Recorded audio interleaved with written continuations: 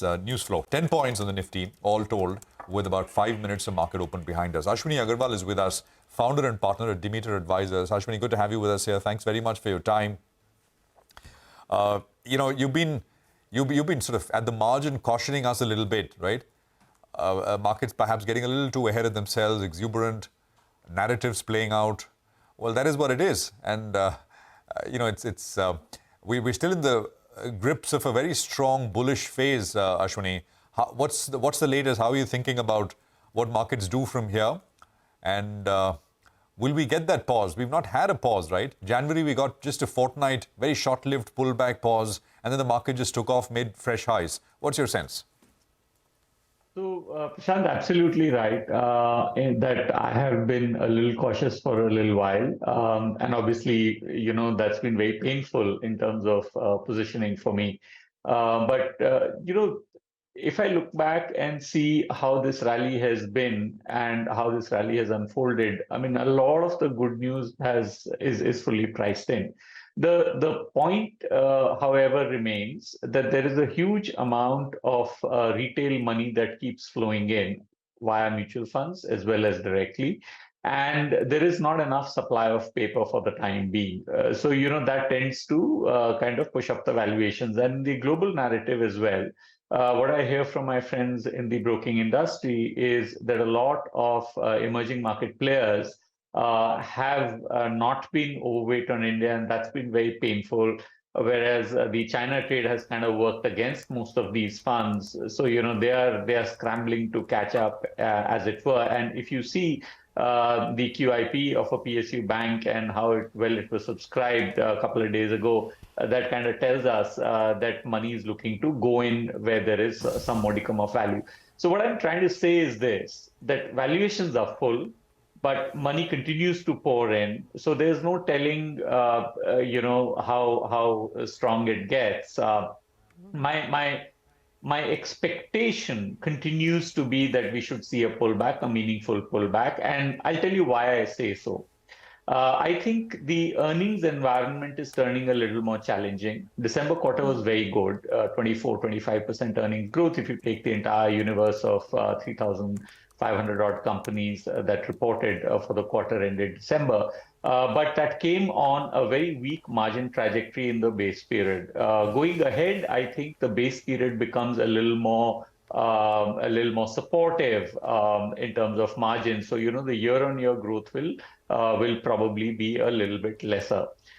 Second is that the interest rate cuts that we were expecting through 2024 are probably delayed by a few months or probably not there. We don't know. I mean, if you just read through the language of the US Fed minutes released overnight, and if you think about the fact that US growth continues to be fine, unemployment hasn't really spiked up, inflation hasn't really gone down.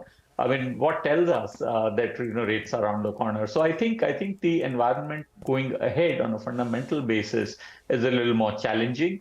India has its growth behind it for sure, and there's money behind it. But my sense is that I would remain cautious, which I've done for the last couple of months, and I've been wrong. Okay, well, that's humble of you and candid as well to say that you are cautious and you've been wrong, and you're not alone. To be honest, there are a lot of people who've come on our channel saying that this is the time to be cautious, but the market has just defied all forms of wisdom, right? Be that as it may, there are some spaces which have specific attention from the government these days, whether it is renewable energy, electrification of vehicles. Now, the space sector, right? The government just announced 100% FDI in space. They're looking for large investments from foreign investors. Do you think these are sectors that, despite the valuation challenge, could continue to see an up move? Yes, Sonia.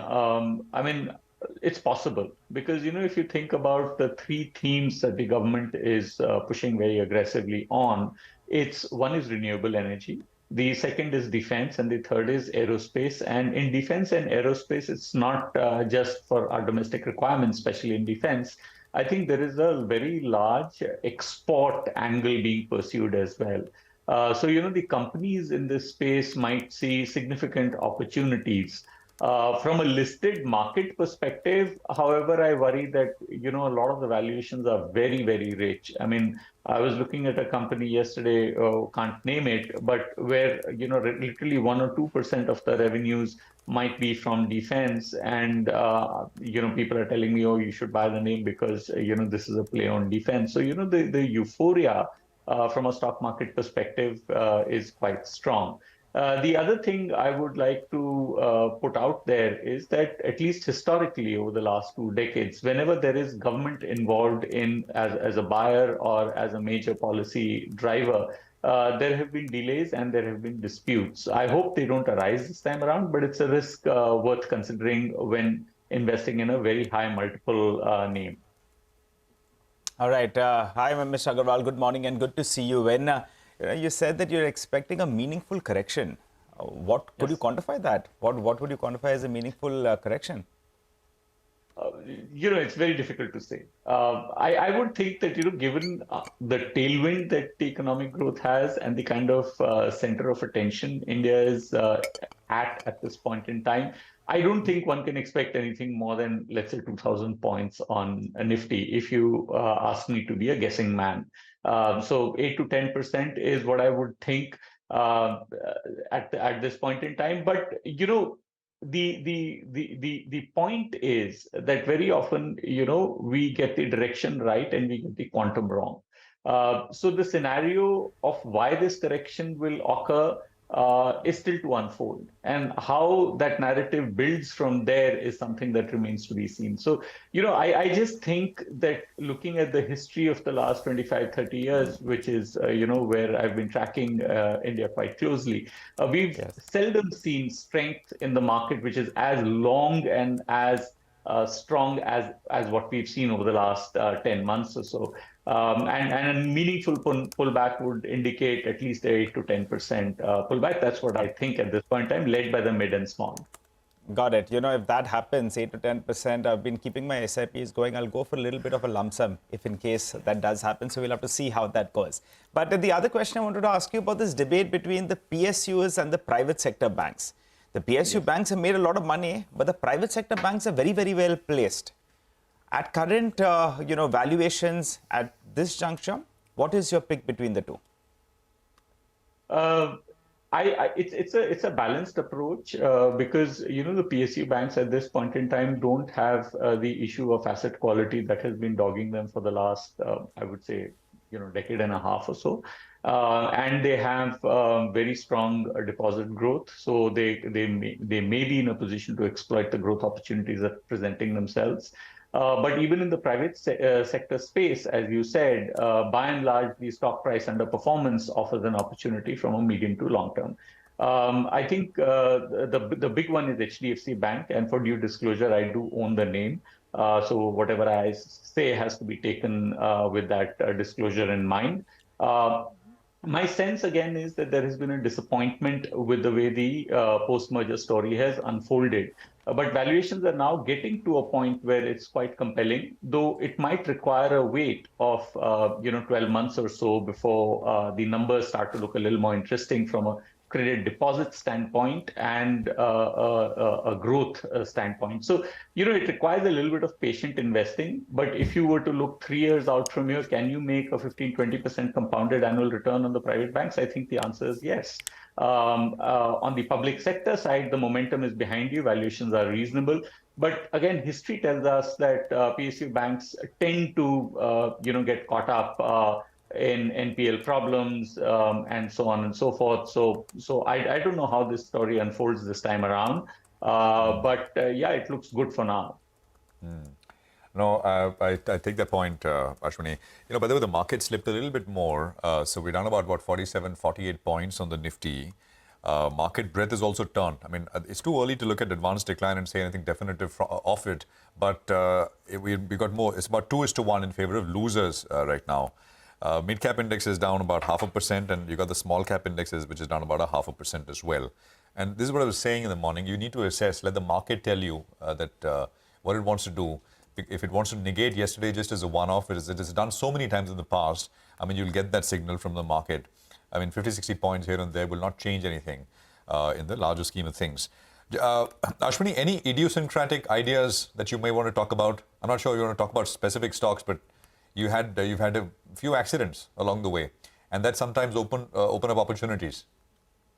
Yes, Prashant. I mean, I don't know if I want to go fishing in troubled waters because the events that you're talking about, or the two names that you're talking about, they are being dogged by events which are not predictable by me. Okay, one has a serious regulatory issue, and the other one again has a serious allegation of fraud. So how these things unfold is anybody's guess, and I'm not going to venture near them. And that would be my take on those two names.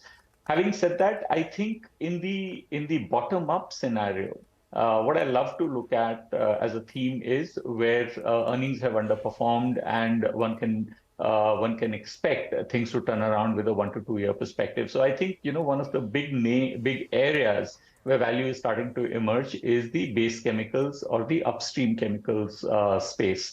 If you recall, over the last 1 year or so, I've been very positive about pharmaceuticals and downstream chemicals, saying that the pricing in the upstream chemicals will come off and the margins in the downstream side will get restored. Now, I think the time is to travel a little bit upstream because a lot of the bad earnings are already behind us. And from here on, I think margins will start to normalize and earnings growth will start to pick up. This is also the area where a lot of export opportunity exists for Indian companies, and they've been working to realize that opportunity. So that's a space that looks quite interesting to me. You mentioned financials, and we discussed them. That's the other space, though I would suspect that the returns are going to be reasonably mediocre, I would say, or say 18 to 20%. I don't think that's mediocre. That's fine. Those kind of returns can be expected from financials. So, those are the two areas on a bottom-up idiosyncratic basis, sector-wise, that I see as providing opportunities to us at this point. Okay, all right. Thanks a lot, Ashwini, for joining in and filling us in with your view on the markets. We look forward to having a chat with you in the time to come.